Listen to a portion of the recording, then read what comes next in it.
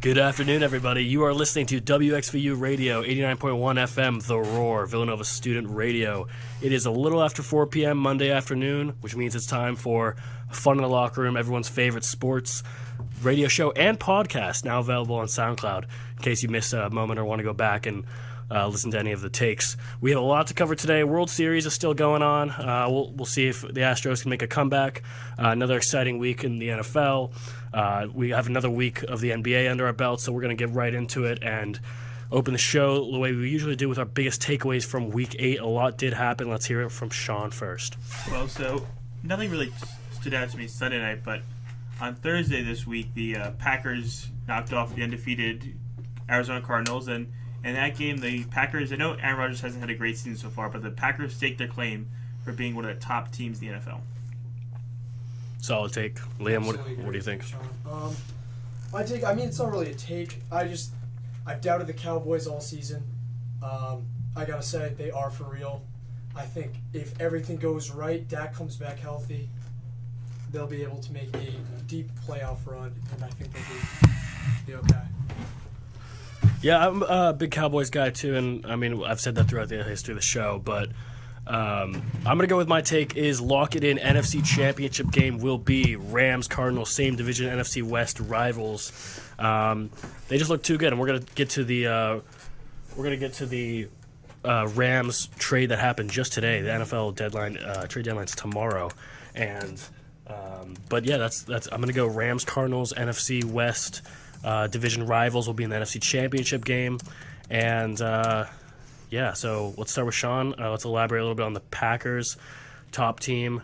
I think we've all kind of said throughout the show that the Packers are a team to worry about if you're an NFC contender.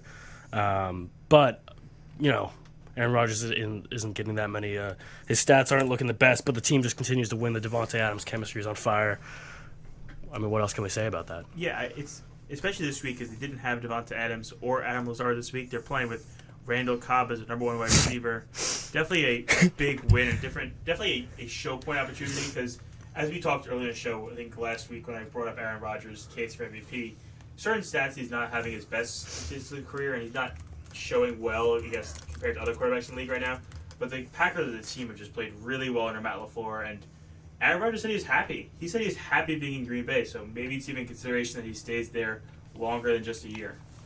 Yeah, I did also see that. It kind of makes you rethink everything that we've talked about with Aaron Rodgers and maybe possibly Devontae Adams, like guaranteed to leave after this offseason. And he did say he's having a good time. He's really enjoying, obviously winning helps a lot. So is that something to reconsider? Do we just kind of throw all that last dance propaganda out the window? I wouldn't throw it away.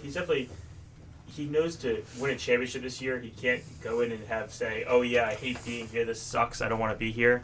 He's got to at least show a little care that he wants to be there. So it might be all publicity stunt, but I guess we do have to take a pause and say maybe he's not fully done in Green Bay. I don't know. I mean, he said at the beginning of the season no matter what, he was going to leave. However, he didn't actually say that. It's just been hinted at. He said it was the last dance. It's an Instagram picture. We'll interpret it as the last dance. I mean, but yeah. I understand where you're coming from. However, we got to give credit where credit's due. Packers defense has been really, really good this season so far. Besides the first game, it's been unbelievable. And you're right, Sean. He did this with no weapons, but to hold Kyler Murray to no touchdowns and 2 picks is really impressive. Also, no wide receivers. They still came out and won the game. Yeah, it's incredible. Yeah, it does say something about Aaron Rodgers' ability to kind of do something with nothing. I'm going to kind of echo your point with the defense. I'm a big Jair Alexander fan. I think he's one of the best corners in the league, and he doesn't really – his rookie year, he got a lot of recognition, but I feel like it's kind of fallen off since then. That D-line has kind of been quietly good for a while, and I don't feel like they get the recognition from the media, but Mike Daniels is kind of doing his thing. It's just it's a group that's been together for a while and they kind of know what they're doing. There's no real standout stars that are going to gain like the attention of a J.J. Watt or somebody like that. But yeah, I think all the exciting teams that we've been talking about, including the Cardinals, but we just keep we can't overlook the Packers anymore. So that kind of throws a thorn into my take about the NFC Championship game. But what do you guys think about that? Bold take on my part, but Rams Cardinals. I don't know if I call that a bold take. Obviously, I think we can all agree one of those teams will be in the NFC Championship. Basically, Yeah. It's more than likely that one of them are in there. Yeah, either going to be playing each other or the Packers or the Cowboys. There's probably 5 teams Yeah. in the NFC. Bucks, and Cowboys. I wouldn't be surprised if any 5 of them. It's the Pack- Bucks, yeah. the Cowboys, the Packers, the Rams, and the Cardinals. Any of the 5 of them I could legitimately see in the NFC Championship game, and I wouldn't be surprised if any of them were there. Yeah, I totally agree. But, I mean, Rams, Cardinals, both teams been playing unbelievable this season. I think the Rams defense, I think we can say it's better than the Bills right now. Bills And won they this just week. cut Yeah. Von Miller. And, yeah, they've been unbelievable. That offense, too. Cooper Kupp, Matt Stafford. Darrell Henderson, they've got a running game. Yeah. Coming. Yeah, it's just that West is going to be tough, man. It's tough. Yeah, and we'll visit that Von Miller trade and the implications there. But let's go to your take, Cowboys. We could probably consider them a tier below teams we just talked about, but division favorites we could say. I think consider them. yeah, I think we can consider them already swooping up that division. Yes. I As a mean, Giants fan, it's hard, but yeah, it's completely true. Eagles, Giants, and the football team not doing too pretty, but they're good. I mean, they have a great defense. Question mark with Dak, obviously. We hope he's going to be okay, but Cooper Rush came in out of nowhere and knocked off the Vikings, at home, which is no easy task for anybody. Very impressive win. Yeah, and going back to Cowboys. what Truett said, I disagree with the one take you just said that they're a step below the 4 teams. I would put them right up there with the 5 teams. I don't think there's that much of a difference, much separation, because when Dak Prescott's healthy and their offensive weapons with Zeke Elliott running the ball and their defense has played well, like I think they're one of the top. There's no real discrepancy between those 5 teams up there. I agree. We got to give a shout out to who was that? Cedric with the pass. Wilson? Yeah. Who was it? Cedric Wilson. Yeah, Cedric Wilson, absolute dot CD. That was beautiful. Yeah, it really says something when Dak's not even there and that offense is still clicking. I mean, that wide receiver core is great. I think Ezekiel Elliott and Tony Pollard are a great duo. They complement each other well. And, like you were saying, the defense is really coming along, and they're not really getting that much love from the media, but they're still doing their job. Everyone likes to laugh at Kirk Cousins, but, at the end of the day, that's a pretty good offense with a lot of weapons with, Justin Jefferson and everybody, and they only put up, 10 points, was it? Yeah. 10 points. So that is definitely a statement that you can say for the defense. But, yeah, I mean, I'm willing to revise my point about them being a tier below. I could see them in a tier 1, but bottom of that tier. Yeah. You know what I mean? As far as the NFC goes. Gotta say, though, 6-game win streak. Second longest in the NFL right now behind the Packers. So, Cowboys have been good. Cowboys have been really good. Got to watch out for them. Another NFC East team. Let's give the floor to Sean. I know he's very passionate about this part of this segment. Let's hear it, buddy. Okay, so I was looking at the Giants' schedule the other day, and my Lord. if you look at it realistically, and I'm going to walk you through both you guys, and you both can tell me if I'm crazy as the delusional Giants fan I typically am, but there is a chance they're not catching the Cowboys. The Cowboys have won the NFCs, but there's a chance in the NFC where probably around 500 is going to get you into the third wildcard spot based on what we're looking at right now. That the Giants can go 9-8 and challenge for that last wildcard spot. Sean, I'm looking at their schedule right now. We'll walk through it. Let's take a walk through it. Please.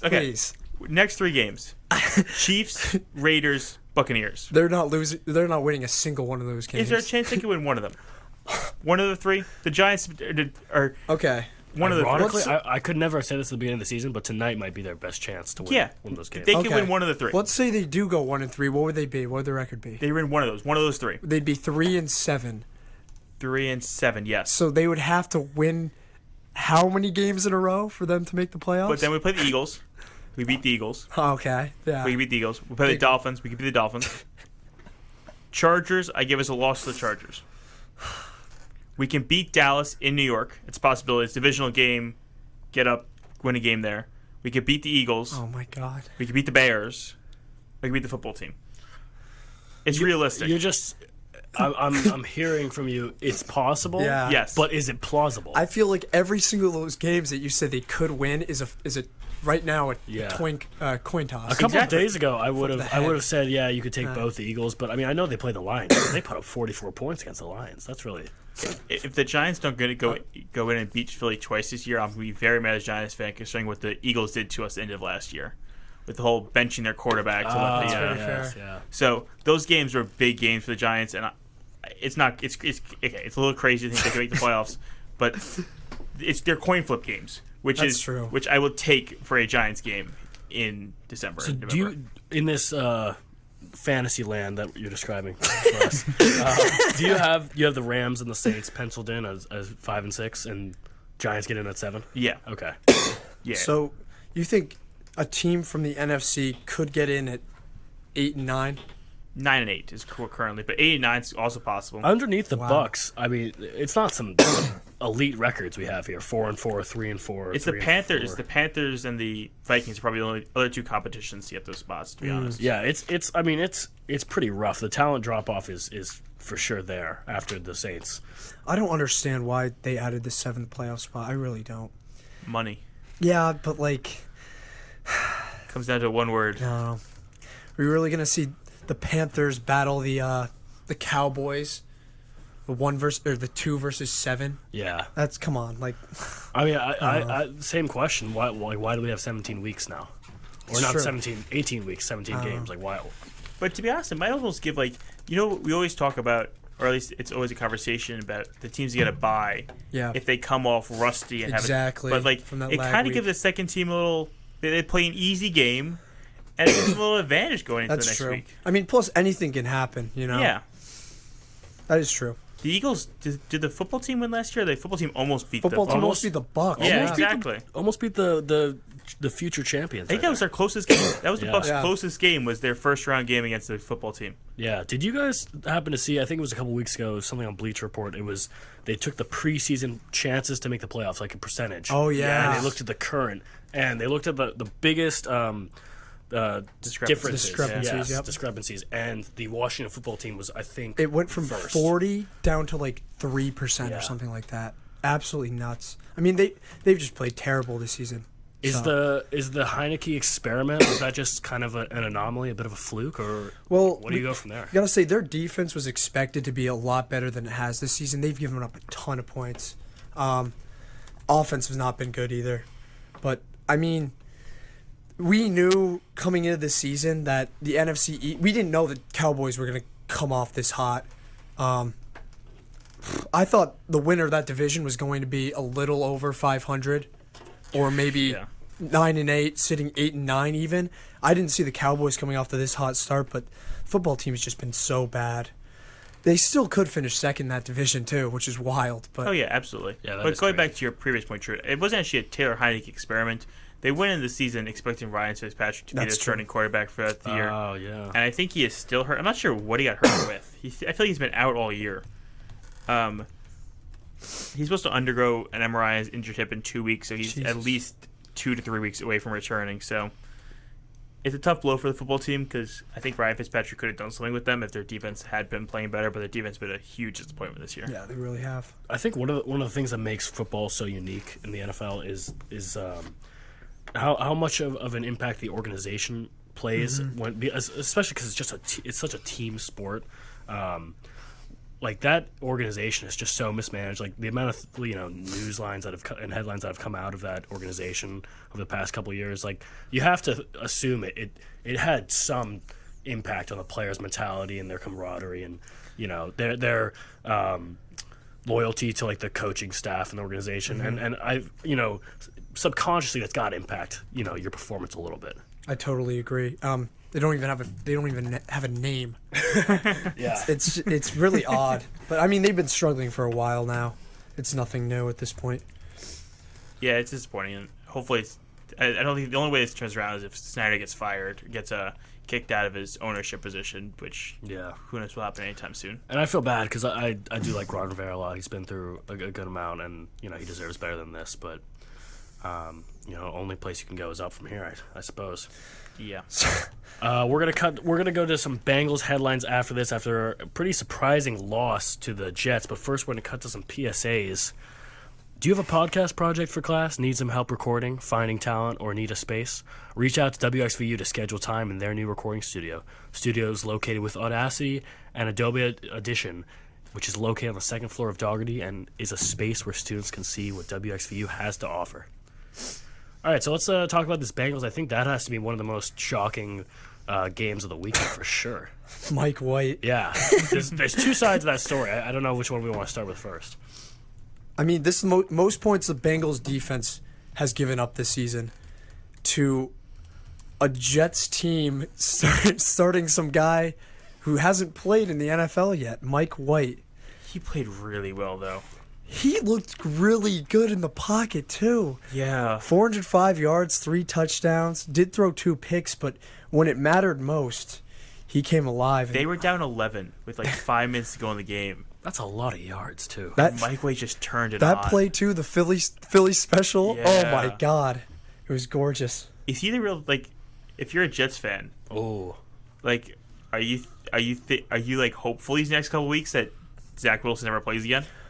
Never plays again. Wow. Never plays again for the Jets uniform. You have to assume Mike White, after coming off this huge game, he's going to be playing next game for sure. Well, Zach Wilson's still hurt, I think. So okay, next couple. I mean, if he goes out against the Colts next week and just drops a goose egg, do you go back to Zach Wilson? Yeah, absolutely. I guess, but unless this is gonna be exciting for Jets fans out there. Zach Wilson's your number 2 overall pick. Yeah, you guaranteed $35 million. Yeah, unless Mike White puts together like 3 or 4 good games, you can't throw away. Yeah, you're just paying this guy way too much, like right? That. Yeah. Do we have an idea on the injury timeline? I thought I started 2 to 6 weeks. 2 to 6 weeks. Okay, so that gives you a chance to see whether this is a fluke or not. He should be ready to practice at week 10. Could return versus Bills, so I think that's their next game after the Colts.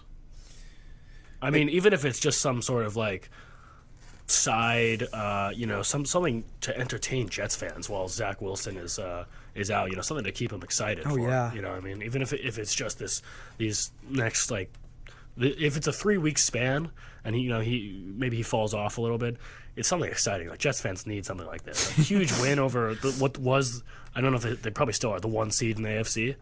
I mean, huge win for them. Not anymore. Not anymore. No. The Ravens are above them in the division now. Wow. Say to bye. Okay. So our consensus AFC North pick from last week just lost to the Jets. Yeah, Crazy. it didn't look good. Crazy. Yeah. Joe Burrow threw a bad pick in that game towards the end of the game. He did. He had a pretty decent game. Decent game overall 260 with yards, 3 touchdowns. Defense let him down. Yeah. Defense definitely, you can't give up 34 points to the Jets for sure. And I don't know, I haven't seen a lot. I'm not extremely familiar on the Bengals defense just because the only thing you see is Burrow to Jamar Chase, etc. But, I mean, it seems like the defense has been a major contributor to their wins. And, if that half of the ball, lets you down and gives up 34 points, you're not going to win that game. Very interesting, too, coming off a great game where they kept Lamar Jackson in check most of the part. Gotta say, too, Jets defense, they knew what was going to happen this week against the Bengals. It was going to be Joe Burrow and Jamar Chase. That was the Bengals' game plan. Jamar Chase, 9 targets, only 3 catches. He did have a touchdown, but that's got to say something. I mean, Jets still gave up 31 points, squeaked by this week, but huge win for them, and they got the pick when it mattered. Yeah, it was definitely, especially coming off the Patriots game last week when they got absolutely destroyed, run out of the building, like embarrassing. The team looked like they'd given up on Coach Saleh, which is terrible for a first-year head coach. But they rallied around him today, and I guess you got to have faith as hope as a Jets fan. I don't know. Did you guys see the viral tweet from Mike White from 2013? What did he say? He said, quote, "Peyton Manning, I hate to break it to you, but I'm going to break your record one day." Said that in 2013. Oh, that's awesome. Yeah, so. And his stat line, I think, I guess not a record he broke, but I saw the stat line that his 400 passing yards and I think he had 3 touchdown passes. It took Peyton Manning 35 career games to actually get a stat like that in a really? game. So wow. Broke his record in a way. Hey, good for him. That's crazy. He looked really good, too, passing-wise. He was throwing dots yesterday. It was incredible. It's one of those feel-good stories for sure. Let's go back to the NFC. Very disheartening news. No. Well, yeah, I guess. Okay. It's bittersweet. Resident Sades fan, I think you guys know where this is going. Jameis Winston out for the year, ACL and possible MCL damage. Liam, what do we make of this? It's very bittersweet what happened because the Saints beat Tom Brady and the Bucs at home, which you can't ask for more than that. But I mean, Jameis, who was sneaky, having a really good season. I believe he was on pace for 40 plus touchdowns and only 10 interceptions. Wow. Which, that's got to say something for him, throwing to absolutely nobody too. I've been saying this all year. The Saints without Michael Thomas, they might have the worst wide receiving core in the entire NFL. They are 31st in receiving yards, with their running back accounting for a third of those yards. But I mean, Jameis brought him up early. They're up 16-7, and then he got hurt. It looked really bad, him getting tackled. But Trevor Siemian came in and shocked the world, led the Saints to a huge win, and their defense stepped up when it mattered most. I got to say, too, Saints defense, second in points allowed, only behind the Bills so far this season. They've been really good. I can't imagine what it would be like if they had a really good offense to match that. But I don't know. They look like they're going to be a playoff hopeful team right now. So, I just saw the news. I was looked it up because I was curious. Taysom Hill's supposed to clear a concussion protocol this week and be ready for the game next weekend. Who do you hope, as a Saints fan, is a starting quarterback Siemian. next week? Siemian's a quarterback. Taysom Hill is not a quarterback. He's going to go down as probably the worst contract in recent NFL history, I'd say. Wow. They just threw him so much money. He's a great gadget red zone guy, but he's not a quarterback. Quick question. What percentage of plays, just like from the eye test, is he in on offense? Like, would you I'd say estimate? like 20%. When they're down by the red zone, he's in a lot. Okay. Just him being on the field when they're in the red zone is a huge thing. Just defenses, even if he doesn't get the ball, they zone in on him. But he had, what was that game? He had, I think, 2 touchdowns on back-to-back series. Yeah. He got the ball. Two amazing runs. The but Bucs game? No, not this past game. I believe the Giants one. Yes. Yeah. Yes. Sorry. He looked really good against the Giants, but he's just not he can't throw the ball. You need someone that can throw the ball, especially on a team where your wide receivers aren't good. I don't know. It's going to be very interesting to see how this plays out, but so sad for Jameis, who's having a really good season. It's going to be very reliant on Alvin right now. Alvin is Jesus in the form of a running back. He's incredible. Best wide receiver on the team, honestly. I think top 10 wide receiver in the NFL. If you threw him in the slot, oh my God, he could put up numbers. But now they don't have a quarterback, and they don't have any wide receivers around him. So it's going to be interesting to see how the Saints play this next couple of weeks. It's going to be all on their defense. Well, fun stat to throw out for you, Liam. Taysom Hill last year was actually on the field for 44% of offensive That plays. seems like a lot. I know a lot of those plays, though, were where he just lined up in wide receiver and didn't move. Didn't move is a little extreme. I guess maybe he didn't move in certain plays, but I don't see the downside to letting him play this weekend. What's the downside to have him starting? You think he should start as quarterback? You're paying him this much money. He wants to be a quarterback. He's played well in limited opportunities, and with Sean Payton be able to game plan for him, Sean Payton can make him a game plan that makes him a very good quarterback. I personally, as a NFL sports fan, would absolutely love to see Taysom Hill starting next weekend.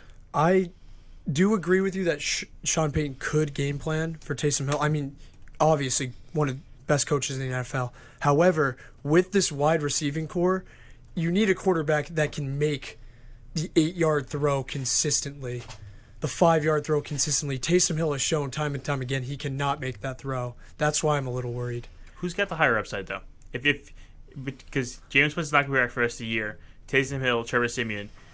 I would have a lot more faith in Taysom Hill guiding my team to the playoffs than I would Trevor Siemian.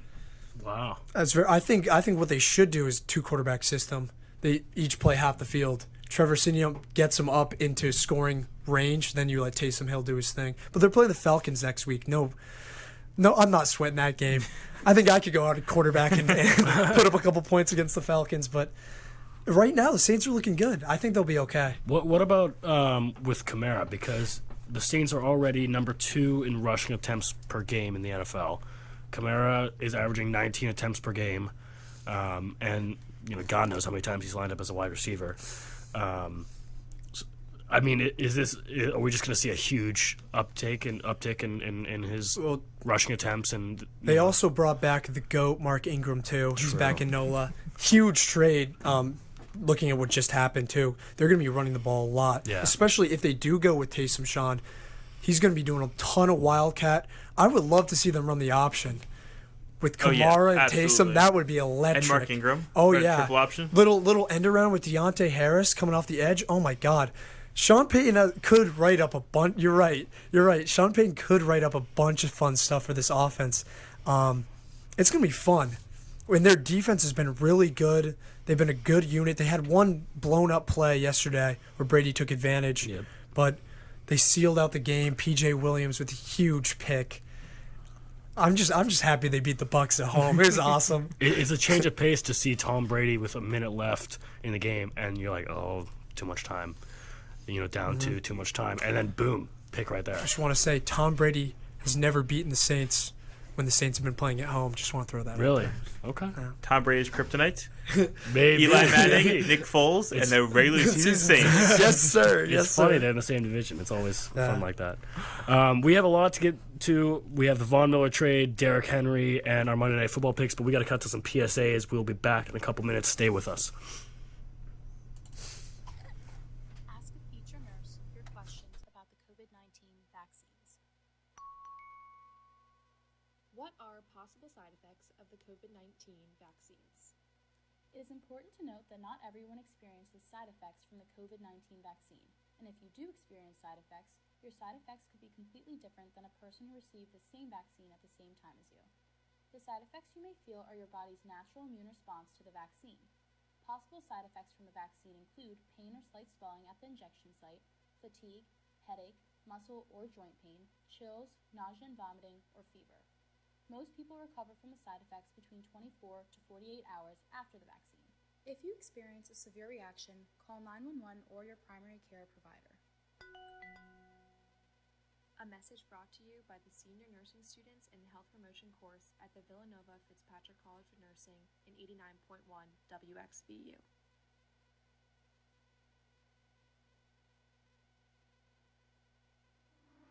Now listen to V89.1 The Roar on your smartphone or mobile device with the free Radio FX app. Interact with WXVU shows and DJs, see our schedule and events, and more. Download the Radio FX app and search for WXVU today. Alrighty, we're back with Fun in the Locker Room. We just covered up the Saints, and we're wishing that they find a way to keep chugging along this season. Liam seems very optimistic about it. But a lot happened today. The NFL trade deadline is tomorrow. Unfortunately, I feel like they don't hype it up as much as they do like in the NBA. It's kind of like, kind of came up and surprised me that the deadline is tomorrow. There's less big trades in the NFL in general, too. But a big trade did happen today. Von Miller going from the Broncos to the Rams, which I'm stoked about. How do you guys feel about this trade? I think people are making a bigger deal of it than it really is. I know it looks good on paper, and all of us think that Von Miller is the defensive player of the year, an amazing Pro Bowler that he was in his prime, but he's getting up there in age. They gave up a second round and a third round pick in the future years, and the Rams don't have a lot of draft capital in the future. Von Miller got hurt in Week 7, ankle injury. He was out of Week 8 game. Doesn't appear serious, but he's coming back from injury. But I get it's a good trade for the Rams, but I feel like it's not as big of a deal as people are making it out to be. I love this trade for the Rams. Win now. It's awesome. They're going for it this year, and they have had no draft capital. I believe they don't have a pick for the next 4 years or something like that. They don't have a first round pick for the next 4 years. Yeah, they've very limited picks. But just having Von Miller on the field next to Aaron Donald, oh my gosh, it's gonna be awesome. That's gonna open it up so much for their defense, and their defense has been unbelievable this season. I think just having Von Miller as a leader presence on that team, that's got to do something for him. But Rams are going for it this year, and I like it. Yeah, I like that you used win now because, I feel like they've been making win now moves forever. It was just Aaron Donald for a while, and then you bring in Jalen Ramsey. They had a bunch of pieces around them. They've brought in like old veterans. I'm blanking on the guy from the Ravens and Chargers who was on the team. Eric Waddle was on that team for a while, and but this move is just incredible. Yeah, he's a little past his prime. He's coming off a season where he only got 8 sacks after posting double digits for the last 5 years. Only 8, but when we're talking about Von Miller, we think of the 14 sacks in a year, and he's coming off 8. He's got 4.5, and we're almost halfway through the season. Injury concerns, as Sean said, he's 32 now, which for a linebacker / D end, that's up there. I'm stoked about this trade. If you couldn't tell, Seahawks fan. I mean, it's not like we were going to win anyways, but now it's just looking like this is an arms race between the Cardinals and the Rams. Cardinals bringing J.J. Watt, A.J. Green, all those guys. Rams doing the same. That's kind of where my inspiration for my take today came, because it's just unreal how much talent is on in this division alone, and also just on these two teams by itself. So trade doesn't hurt. They haven't, like you said, they haven't had draft capital in a while. They gave that up in the Jalen Ramsey trade, and and Stafford. Yeah. Totally forgot about that trade. So they haven't had capital in a while, but it doesn't seem like it's stopping them. They've had arguably the best defense in the league for last year and a half, and it's really just been Jared Goff holding them back. So I already thought this year could have been the year to make a run, and then they just added Von Miller. So I'm scared. I think the rest of the NFC is scared. I don't know. What else can we say about it? Yeah, briefly from the Broncos side, though, it's a good trade from the Broncos side. They got a second and third round pick for a guy who's on an expiring contract. So who knows how long he'll stay in L.A. going forward. So I guess it's a conversation in the offseason of where he's going to go in the offseason, but who knows? Yeah, Broncos definitely weren't selling. They weren't buying. They're selling for sure. So I like that, especially because, what direction are the Broncos really going in right now? Especially in that division. In that division, they're not doing anything right now. No. Chris Harris Jr. is not on that team anymore, is he? I think might be hurt or bad longer. They lost. They departed with Aqib Talib a while ago. Football's so funny. Guys can have corners, especially. Totally. They have 2 good years, and then just like what happened to that them. no-fly zone is pretty much all but gone at this point. It is a fly zone. Yeah. Yeah, Chris Harris is on the Chargers now. On the Chargers. Okay, so Chris Harris Jr., Aqib Talib, they're gone. Von Miller's finally gone. Those are the 3 guys I think of when I think of that defense. It's gonna be sad. Von Miller not in a Broncos uniform. Yeah. Only person left there now is Bradley Chubb. Wow. Bradley Chubb, yeah. That was a duo for a while. I guess, they're mediocrity, but it's good that they're selling while they can. And they got a lot back, like you said. Staying in the AFC. Yes. Condolences go out to Titans fans. My MVP pick. Liam's MVP pick. King Henry. Only, it's not season ending, though, correct? 6 to 10 weeks, I want to say? Yeah, but I mean, anything like that, legs with running backs, you never know. Plus, with a guy who's been this good and he's going to be a dominant force, if the Titans they're going to win their division. I think we can say that. The only other team competing right now is the Colts, who they just beat. If they're looking like they're going to be a mediocre division winner, do you rush Derrick Henry back in time for the playoffs, or do you just say, you know what, we're going to regroup. Our offense hasn't been this good this year. Do we just let it slow down, focus on next year? Maybe. Oh, you want to give up on this year? I don't know. But on the flip side of that, I get that point. But on the flip side, you're also having a rested Derrick Henry. Like, we've been talking about his usage rate being so high. In the other ways, he's just getting 10 weeks to sit around, rest, and recover.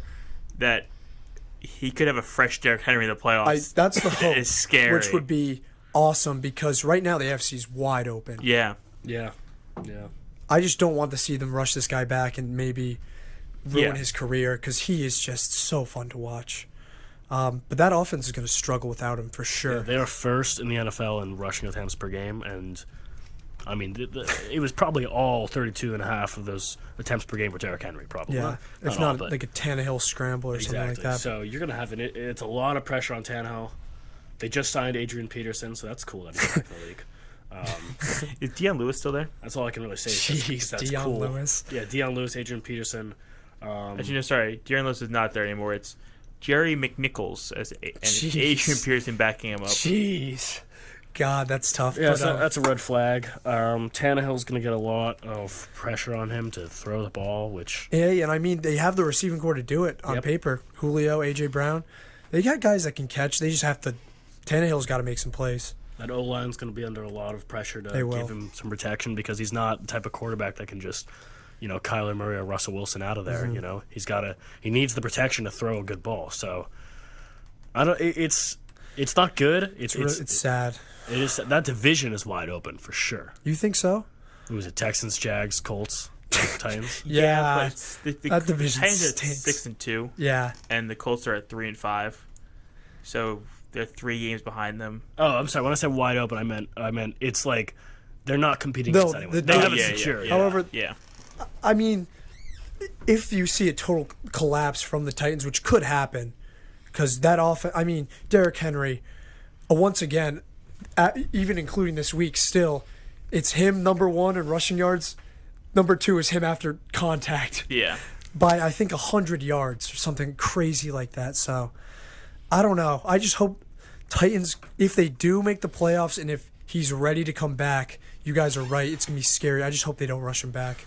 Do we see, because, I mean, I feel like this happens in the NFL every year, like second half season collapses.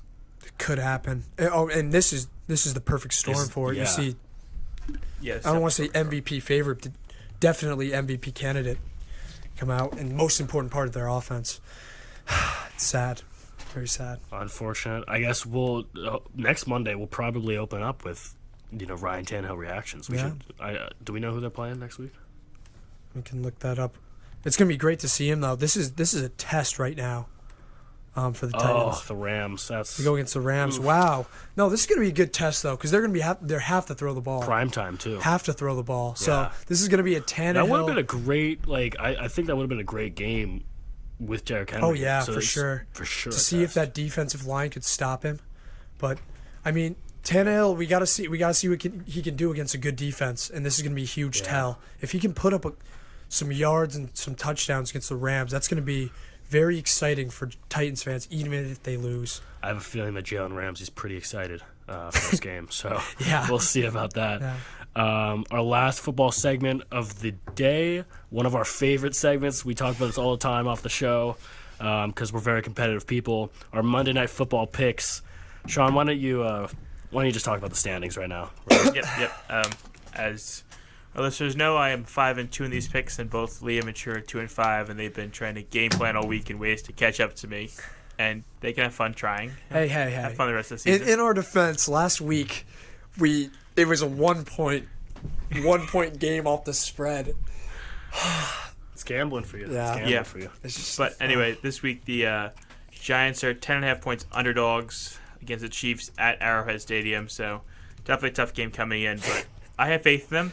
And unlike Truett, who last week bet against his Seahawks and got the double loss with the loss from Monday Night Football and the loss in the game. Yeah, that's just the worst outcome. When you choose the other team to cover the spread and they don't cover, but your team doesn't win, that's just... Yeah, I'm looking forward to this game tonight. I'm excited. Think it's a possibility we can keep it close definitely against this up and down Chiefs offense and defense. I have the Giants plus 10.5. Sean, I'm at the point in these pick segments where whatever pick you do, I will fade you. So I'm going to come out and say the Chiefs will win this game by 21 points. Pat Mahomes is going to have a field day against that defense, and it's not going to be close.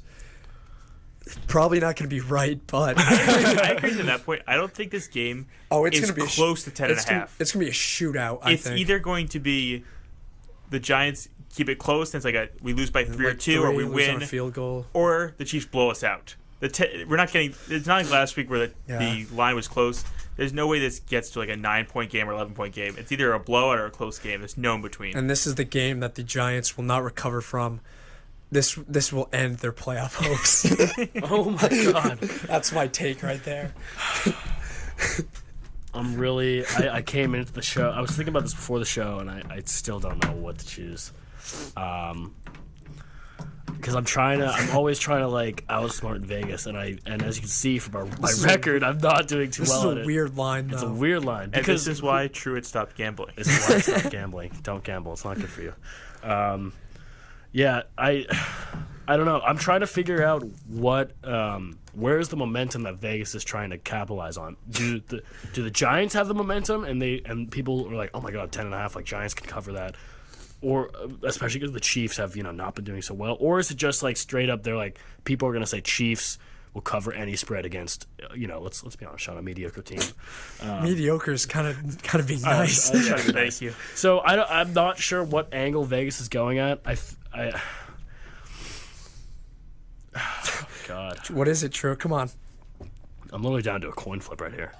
I think I'm going to go Chiefs because I'd love to see a close game. No,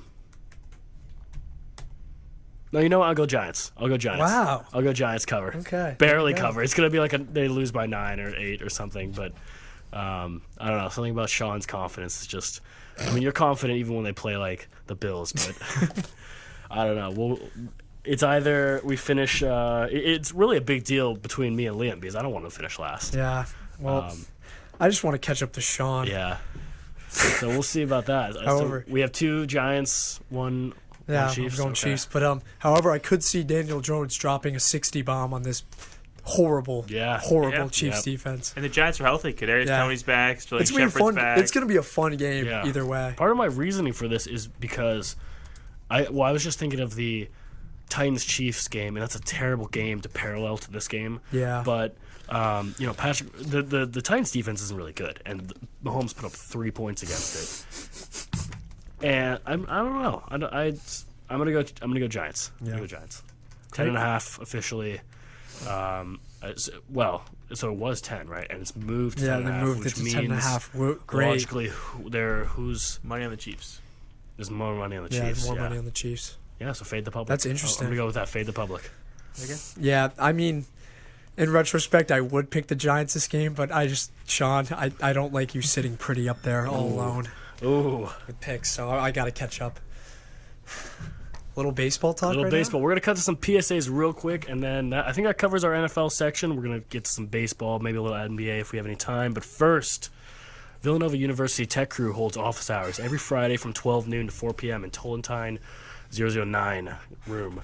Office hours is open to everybody. Both current VUTC members and students interested in joining are encouraged to drop by. If you're not able to make it to office hours but you'd like to discuss something with VUTC or otherwise schedule a training and or meeting, please email us at contact@vutc.com. All right, I really thought this series was going to be over by the time we did the show, but it looks like the Astros they're not giving up. So I'm going to open the floor to you guys, and what do you make out of this? Yes. So the Braves are up 3-2 on the Astros.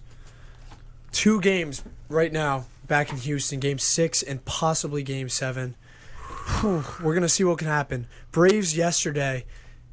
They got off to the best start imaginable. First inning grand slam. We have seen so many grand slams this postseason, too. It's really been unbelievable. They got off to a first inning grand slam, and by the 3rd inning, the Stros were tied it up. They just don't go away. And Freddie Freeman hit a home run to bring him back up again. He had an absolute nuke. Yeah. 460 feet, and then Astros just hit. The Astros just don't go away. And I'm not going to lie. This World Series means nothing to me. I don't like that the Braves are in it. I hate that the Astros are in it, and I don't want to see either team win. But it's been very entertaining so far. I agree. And in that sense, I wanted to go to Game 7. I want to see the Astros just win this series barely. But it's bringing up a good point, the fact that the Astros win last night was so huge for the fact the way that baseball's World Series are set up, that they now have 2 games at home. Back in Houston, that's huge. Are we talking about another Atlanta sports collapse? Ooh, another 3-1 lead. Another 3-1 lead blown. Because that seems to happen a little often. But they blew a huge lead. You got off to a first inning grand slam. That cements a game right there. Their bullpen just blew. It just shows how important pitching is in the MLB playoffs, especially the bullpen. Oh my God! And I gotta say, Houston, your main man, Yordan Alvarez, who absolutely carried you in the ALCS. Zach Greinke has more hits in this World Series than Yordan Alvarez. They pinch hit Zach. The Astros pinch hit Zach Greinke yesterday, and he came through. It's been unbelievable. Baseball is just wild. It's a shame that for us, Sean, that neither of these teams we wish they could both lose, but it's still been a really fun World Series. Yeah, and it's interesting. It shows how streaky baseball is. The fact that Yordan Alvarez thing you were talking about, how it really depends when you get hot. It's one of the curses and the blessings of a baseball fan, depending which side of the coin you're on. And for right now, I can see the Astros get hot again, and we're talking about it again because they're hitting ridiculous. But the Braves at the beginning of the game, I was watching the game while Sunday football was going on, and at one point I turned over to my roommate. I was like, "Yeah, this game's over. Like the Braves have won this game." But hitting the grand slam early, they just looked like the better team offensively. Like it was crazy. But the Astros keep clawing. Yeah, they do. My main man Maldonado, 3 ribbies yesterday. Gurriel had a great game, and Carlos Correa, who he's just unbelievable. It pains me to see both these teams just having so much fun in the World Series because I know the Mets could be in the Braves' place. But Game 6 tomorrow, 8:10 first pitch, down in Houston. It's going to be very interesting. I got a question for you guys. Compared to as a not a huge baseball guy, compared to like World Series in the past and like the iconic ones you've seen, what is the action looking like here? Like, has this been exciting World Series? Oh yeah, definitely. Because the one thing you have to take into account, we're Mets fans. We hate the Braves. We hate anybody coming out of the NL East.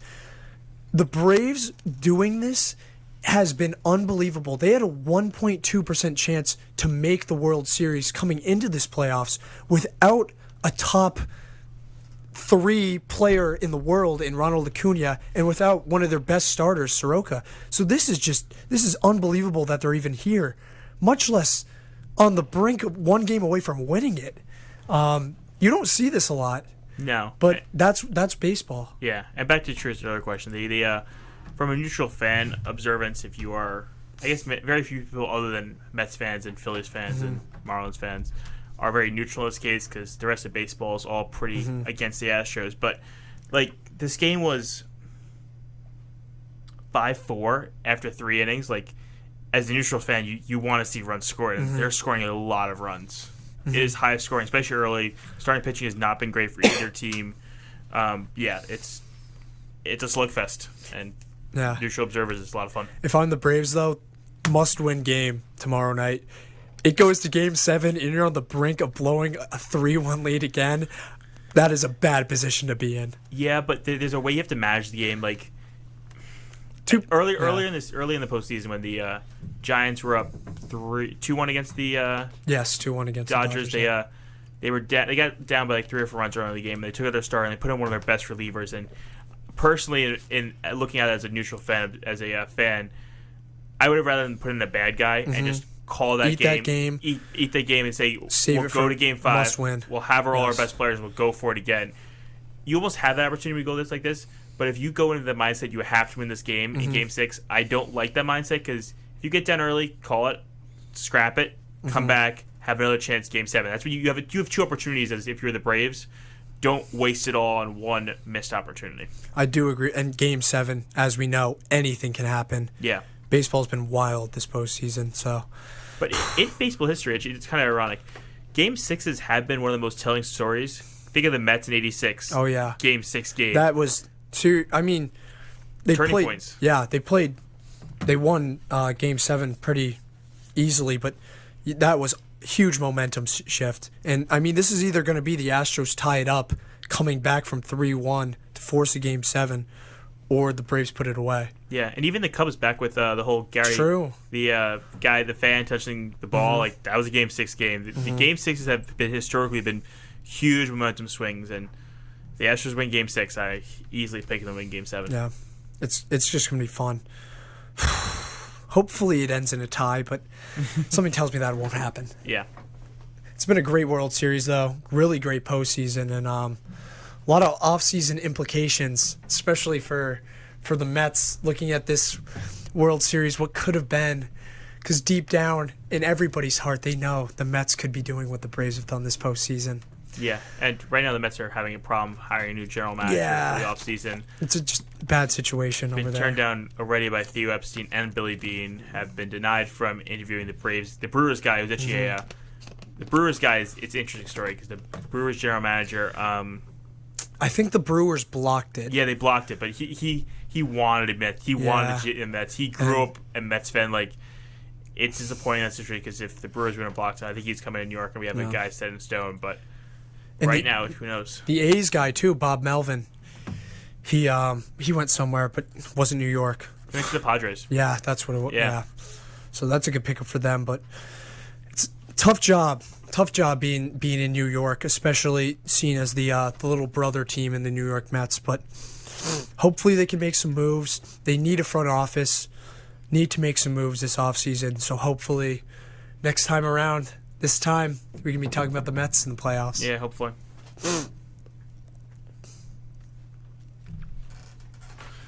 Alrighty, so I guess we'll have the results of it next show. We'll either be talking about a comeback or a Atlanta championship. But let's move on to some basketball. We got a whole nother week under our belt, and we're still we can't overreact to too much because we're only like 5 or 6 games in. We're gonna start with Sean's trivia question. That's honestly my favorite part of this show. So let's hear it, Sean. All right, basketball trivia question. Here we go. Coming from my roommate Nate Rizzo for the week. Shout out, Nate. Shout out, Nate. 4 players in NBA history have 3 or more DPOYs. Who are the 4? Dwight Howard, Ben Wallace. Was it Mutombo? Yeah. And 4. is it Michael Jordan? No. Is it? No. He had- You have those 3 right really He had quickly. 2. What did you just name? You named Mutombo, Dwight Howard, Ben Wallace. 4? He said 4. There's one other one. Who Have else? Wait, how many? How many? 3 or more. 3 or more. This guy has won 4. Guard or center? No, sorry. He's won 3. He's a center. Ooh, Did Hakeem win a good amount? That's what my next guess was going to Nope. be. Hakeem's won 2. Shh. It's gotta be like a '90s guy, right? Yeah. No. No. Earlier or Was later? it Bill Russell or Wilt? Nope. He is currently playing. He's currently playing. 3? Center? Oh, Rudy. He Rudy. has 3? I thought he had 2. Wow. got 3. That makes me so angry. Sean, Right now he's the MVP favorite as well. I think we're gonna take away your trivia question segment from now on. Also, just for Rudy fun for you Gobert. guys, can you guess the 5 other guys, not including Hakeem, because you already guessed Hakeem, have won multiple? Jordan? Nope. Really? He only won one? I've won multiple. Have won multiple. 5 other guys. Oh, God. Is Gary Payton on there? He's Nope. got I'm trying to one. think. But got there one. is a is there a lot? Supersonics. There is a Supersonic guy on it. That would be my area, and I don't know. I'm trying to think. Guards or centers mostly? It's not Jack Sigma, is it? Actually, never mind. He's not a. I thought he was a Supersonic guy, but he's not. Ooh. Draymond Green has multiple. Yeah. No, one guy's still playing. Draymond Green doesn't have multiple? No. Really? He's got 1. Wow. Yeah. Top Joakim 75. Noah has how many? Didn't he Not win? Joakim. Only one current guy, and he's pretty easy to guess. You know who current guy is. Do we? Yeah, It's embarrassing. he's a forward. He's won for 2 different teams. 2 different teams you won it for. Is it? Oh, is it Anthony? No, it's not Anthony Davis. I don't know. Dude. Kawhi. Oh, yeah. Oh, God, I forgot about Kawhi. He won DPOY for 2 different teams? Yeah, What was he won on the Spurs. Spurs and Raptors. He won on the he didn't win Raptors. DPOY Wow. on the Raptors. Did he? I thought he did. He won Finals MVP both for Yeah. 2 teams. Or maybe he won both for the Spurs. Yeah, he's good though. He's good. Sidney Moncrief has also won 2. Oh yeah. Mark Eden. Jazz guy, right? Yep. Dennis Rodman Oh, how did I that should forget have been a about the gimme. worm? Should have been a and Yeah. Alonzo Mourning. Zoe. Wow, I wouldn't have yeah. guessed that. No, that Yeah. would I. So All right. Okay. I like that. Here's a little segment that. Okay, here's what I'm gonna do. I'm gonna read you a list of teams, and I want you guys to tell me, panic or don't panic, even though we're 5 games in. A hypothetical panic button, because nobody's really hitting the panic button 5 games in. Mm-hmm. But I'm going to go panic or don't panic, and give me a reason why. So we're going to start with big one, Lakers. I'm not worried about the Lakers. They've played a couple games without LeBron. Vogel's going to figure out rotations. They're going to be okay. They have too much star power to not be good, and LeBron single-handedly will not let them be bad, so they're going to be fine. I'm not worried about them, and it's not because of Frank Vogel, who I don't think is a great head coach. It's more about LeBron James being LeBron James, and Pitch Paints, for me a minute, he can coach a team. He's the coach. He's a coach on the floor and a coach in the locker room, and they'll find a way to gel. He'll make them gel. Yeah. And I'm not worried about them. Yeah. Great GM as well. Yeah. I'm gonna say don't panic. LeBron James is LeBron James. If there's one guy, if there's a set of guys, let's just say like 4 or 5, that I would say will hold players accountable and will demand their respect as a leader, it's LeBron, it's Curry, it's Durant, it's Giannis, whoever. There's no way you have someone like Westbrook or Melo, getting ego checks because like LeBron is the leader of this team. You are going to defer to LeBron's, his word, his direction, his leadership, whatever. So I'm not worried at all. He's done this. He's had slow starts in the past. Nets. Not worried at all. You still, even without Kyrie, I don't know. I don't want to talk about Kyrie anymore. Yeah. That whole saga's, it's just, I'm done with that. Pretend it's just Harden and Durant for this season. You have 2 guys that can go out and give you 50 a night if they want to. They're going to be fine. No issues there. I'm concerned for one reason, and his name is James Harden. Did you see his most recent game? Yeah, I did not. Triple-double on 6 of 9 shooting. Yeah, after coming off what was it? What was the stat? Like first time since 2011 went 3 games under 15 points or 15 points. Yeah, I think he had a great game. Off. Yes, fine. But I'm still. It was the Pistons. I just want to ask. Yeah, I'm concerned about his inability to get to the free throw line anymore, which has become a big part of his game since in recent grown years. up. Yes, since he's grown up, and with the new rules, he's not being allowed to do that as frequently as he wants to. So it's definitely limiting his scoring opportunities. He's got to figure out how to work around those. Okay, so we got, and I'm gonna. I don't know. I was gonna say I'm gonna echo Liam's point here, but Harden, Durant, and we're getting a mixed bag out of Harden. There's not really any consistency yet. Plus, everyone was so high. Okay, I'm high on the Patty Mills acquisition. I think we all are. Mm-hmm. But Blake Griffin, LaMarcus Aldridge, Paul Millsap essentially are all old guys that play the same position, and they can't play defense. Yeah, none of them. So. It's a little redundant, and it's not really like complementary to the team at all. So I'm a little concerned, but I'm not hitting the hypothetical panic button at all. I just think you have Durant and Harden. Yeah, you're exactly. You're gonna be okay. You gotta give me 20 more games. Oh yeah. They're 4-3 right now. If they're still 500 in 20 games, then we'll probably be talking about it actually. So Celtics, Sean, let's hear you first. Oh God. 2-4. A little concerned. They lack a lot of scoring opportunities behind Jason Tatum and Jaylen Brown to create their own shot and get shots off. So the new coach has got to stagger their minutes a lot, being able to having Jaylen Brown and Jason Tatum on the floor at certain times together, but also making sure that at least one of them is on the court every time, which is definitely a big thing that needs to occur for them to have a chance moving forward. Marcus Smart's offense has been non-existent, and Al Horford hasn't played great. He's played decently well, but not great. It's concerning. They're still a playoff team, but once again, we're probably looking at a playing game / bottom of the Eastern Conference playoff games. I agree with Sean on this point. Their offense has just been so stagnant and hard to watch. It's like they're playing iso ball out on the playground. That's what it looks like sometimes. And their defense has been by far the worst. They're the worst in the league. Yeah. Most points allowed. It's something with when you have guys like Jaylen Brown, Jason Tatum, a great role player in Marcus Smart, Robert Williams, Al Horford, Dennis Schroeder, and they're not playing well on either side of the ball. It is concerning. I think on paper this team is way too good to be fighting for a play-in game. But the fact that they just look so bad on both sides of the ball, it is time to worry.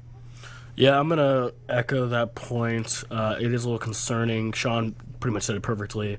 Besides behind Tatum and Jaylen Brown, there's not really like go-to scoring options, which is different when you had Kemba. And then I really liked the Evan Fournier acquisition last year at the trade deadline, because that's kind of that solved that problem. And now he's gone, Kemba's gone. He'll never hear this, but shout out Alex Denemy for trying to convince me that Dennis Schroeder was going to go back to his prime on the Celtics. Not looking like that's the case. Horford, as an OKC fan, I had no problem with you guys taking him off our hands, but I don't know. It's inconclusive right there. I think they're going to have to make some moves. I like Robert Williams. Absolutely. I like, and they should have a better defense with Marcus Smart and Robert Williams in your starting five, and Jaylen Brown. But I don't know. It's concerning. I'll hit the hypothetical panic button too. Crazy idea in my head currently just popped to me because the Celtics are looking for a point guard. I think they need a point guard. There's a disgruntled former point guard. No, not Dame. Wow! Disgruntled former Celtic point guard as a Brooklyn Net in Kyrie Irving. You think that would in no world? Somebody sound the alarms. In no world would. What type of fantasy land would that have to sound the alarms? Guys were throwing water bottles at Kyrie in Boston. There's no way he's coming back. No way. I mean, it would be awesome. It would be sick, but no way. Just hypothetically. What about a little Ben Simmons action? Ooh. Absolutely not. Absolutely not. Hey, their defense would be a little better. Offense, ugh. Yeah. I don't want to spend too much time on this question, but would you trade Oh, no. Jaylen Brown for Dame? Ooh. No. No. You have Jason Tatum who can who's your scorer. But we just talked about more scoring options. I think It doesn't give you more scoring options. That just gives you Kind of that just replaces gives you you with like a slightly a better scoring horrible option. horrible defense as well. Yeah. Okay. That's fair. Yeah. However, if they can get Dame without giving up Jaylen Brown, that could be fun. Does Russ want to move across the country? Ooh, I love Russ in that offense. I think he's happy in his hometown. Yeah. That would be fun. He's Wow. enjoying his Exact In-N-Out burger right now. Maybe the Clippers, one of the Clippers guys, or Reggie Jackson trade. Take a Reggie Jackson. I'd take Don't Reggie take Jackson. Bledsoe. Don't take that. No. God, Drew Holiday would be perfect.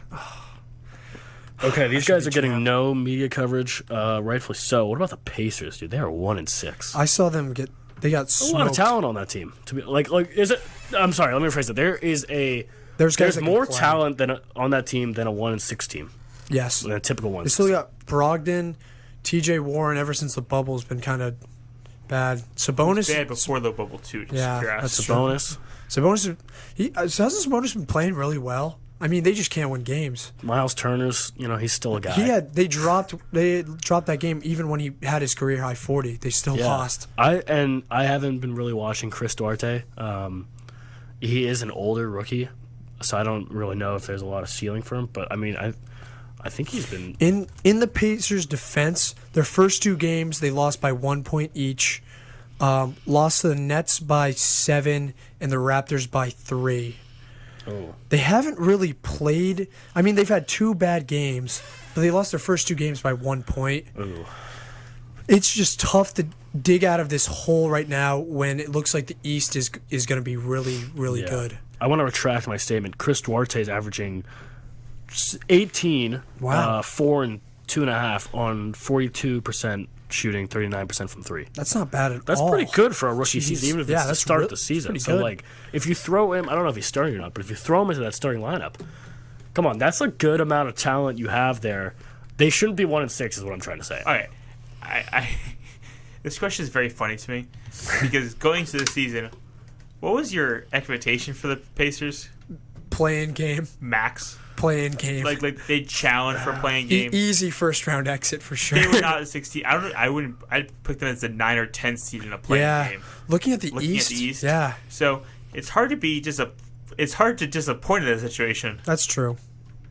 Yeah, I mean, right now, looking at the 8 teams, besides the Wizards, top 8 teams in the East, besides the Wizards, every team's going to stay. And then outside of that, you have the Hawks, Bucks, Celtics. Exactly. Yeah. So I mean, they were on the outside looking in the whole time, Yeah. but I don't know. 1-6 is bad though. 1-6 is really bad. What about the Bucks? I feel like none of us are going to panic on the no. Bucks. No. Defending 3-4, champs. but- Defending champs, they'll be fine. Yeah, it'll be fine. not That's an worried. easy one. What about the Suns? The Suns sitting at Defending Western Conference champions. 2-3. I haven't watched a lot of Suns games besides that late where they destroyed the Lakers. They beat. They lost to the Kings, the Ooh. Blazers by 30, Jeez. the Nuggets, the Suns. If you look at their stats, They beat the Suns. I mean, they beat the Cavs, sorry. Yeah. Devin Booker's averaging 23 a game. Chris Paul's a little soft at 13, but he's got 10 assists. Like I'm not too concerned about them looking at No. their stats. They're going to turn it around. The one concerning part I'd probably say is their bench has gotten a little weaker because their starting lineup of Chris Paul, Devin Booker, Mikal Bridges, Jay Crowder, and DeAndre is probably one of the best in the league, top to bottom, like depth-wise.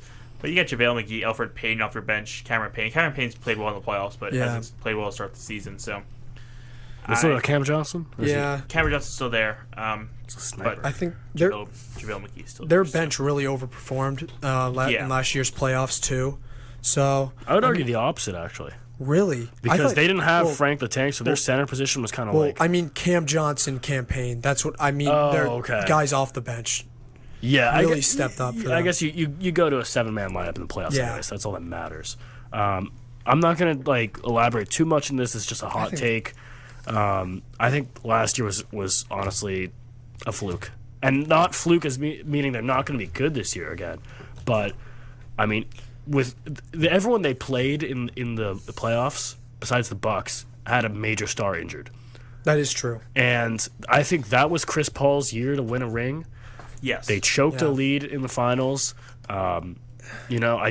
And just the path they took. It was just like I don't want to say it was like a bubble type season, but it kind of was with COVID and injuries. Like it was right there for them. I don't think anyone thought that they were going to make the finals, and they did. Yeah, and when they knocked out the injured Lakers team, Yeah. it made the West was wide open right after that. Exactly. And And then Kawhi's out. Nuggets Jamal weren't Murray's healthy. out. Yeah. I very don't think true. they get back there again. I don't think with Chris No. Paul they're back to the NBA Finals. That's why I say fluke. I agree They'll with still you. be But good. But they're definitely worthy of a top 3, top 4 team in the West. I don't know because right now, healthy Warriors, Jazz have been Yes, the playing. Warriors are going to be in the playoffs. Jazz too. have been That's playing another- unbelievable. I would put them above the Nuggets. You put them both in the Nuggets. What about Yeah. with Jamal Murray when Jamal Murray comes back? Then they're borderline. I think the Jazz, the Suns, and the Nuggets are 3 through 5 in whatever order you kind of Lakers there want too. them to be. Lakers are 2. Lakers Warriors 1, 2 theoretically. Okay. I would argue that, and this is all just like hypotheticals, if the Jazz had beaten the Clippers, because they were up in that series. Yes, last they year, were if up. I think they would have gone. They would have had a real chance of beating the Suns and going. I think that would have been a lot better matchup Oh yeah, for yeah, sure. The depth and the defense. The Suns are good defensively, but Rudy Gobert and those boys, Mike Conley. It's just unreal. I think they would have had a great. The Jazz could have gone to the finals if Kawhi still gets injured, of course. That would have been so. Oh god. Yeah, We had the Jazz in the finals. Jeez. that would have been crazy. Oh. Let's go Pelicans. Sean is our resident Zion fan. Excuse me. Again, 1-6. Oh. again, there was no expectations. The Pelicans without Zion. Zion Williams is hurt. I don't think he's played Yeah. yet. This Are we year. starting a hashtag Free Zion movement? Oh yeah, he should be gone. That organization. They are wasting his talent. The Pelicans organization, as Liam just said, terrible. There's no hope there. I can't even see them being a playing game. Maybe they sneak into the 10 spot, No. but that's their ceiling. I agree with you, Sean. And every year they underperform so much. Underperform though, because who's on their team? Last that's actually season, good? dude. Last season, before the Drew Holiday trade, they had Drew, Brandon Ingram, Zion. Those are 3 guys that are really good. Yes, They have like guys on the roster that can play too. but now they don't. I mean, Losing Lonzo. yeah, I think they hurt. lost Zoe. You can't just replace him with Devontae. They had Graham. Josh Yeah. Hart. He- They had. I mean, last season and seasons before, they've had guys that can play. They just always seem to underperform. They have, I but thought this year they don't. Valanciunas was going to be kind of an answer at center. He was 'cause- really good for the Grizzlies. yeah, and really good. it's- I don't know. Their starting lineup currently is Devontae Graham, Nikhil Alexander-Walker, Herbert Jones, Ugh, Brandon Ingram, and Jonas Valanciunas. jeez, that is just. Who is Herbert Jones? Herbert Who is that? Jones. I have never heard of this guy's name before. He's heard of Josh Hart, which Yeah. is disrespectful to Villanova. 6'7" small forward out of Alabama. Second round pick this year. Oh, starting 35. second round. Yeah, early Jeez. second round. Yeah, looking at this roster right now, it is. There are guys you've never heard of on here. Dalton Holmes, Oh my god. Kira Lewis Jr., Didi Luzada, Najee Marshall, I've never heard of any of these guys. Trey Murphy III. Oh Lord, Okay, yeah. if your expectations for this team were to make the play-in tournament, No. No. no, but It's a high. if they were, Yeah. if that's what you're expecting, is this panic or There's is panic. this They're like, not getting there. They're right now sitting. They are the cellar dweller in the West right now. And I can see them finishing as the Yeah, seller free jelly. Zion, They could. free Brandon Ingram, honestly, free Valanciunas? That's Dude, free Zion. Get Ingram. Ingram deserves to be off that team. With He's too Zion good. hurt. he is hurt. With Zion hurt. Oh, Ooh, little This team tank is action. so bad. However- like, we're talking like Sixers process Ooh, bad. ooh. no, that's you're thinking of the OKC Thunder actually. However, little Pelicans tank. Zion comes back healthy next year. You got a big three in Holmgren, Zion, I- Brandon Ingram. I personally my hate God. when teams do that. I wasn't a fan when the Warriors did that and they got Wiseman. I mean, luckily Wiseman kind of sucks, but Yeah, imagine if they got someone good. Yeah. Ooh. LaMelo. Imagine LaMelo. oh my god, yeah. I honestly and like there's nothing you can do about it. But when a good team, I mean that's how the Spurs got Tim Duncan. That but, is. But when a good team just has a tanking year, and it's honestly not a good team. They got a talented team as a tanking year. I don't know if they'd say tanking because Zion's hurt. Yeah. So, but yeah, I know what you. Yeah, I it is just a tanking year. I don't want anybody to get in the way of the Thunder getting the first pick. That's what I'm trying to say. So why don't you guys try?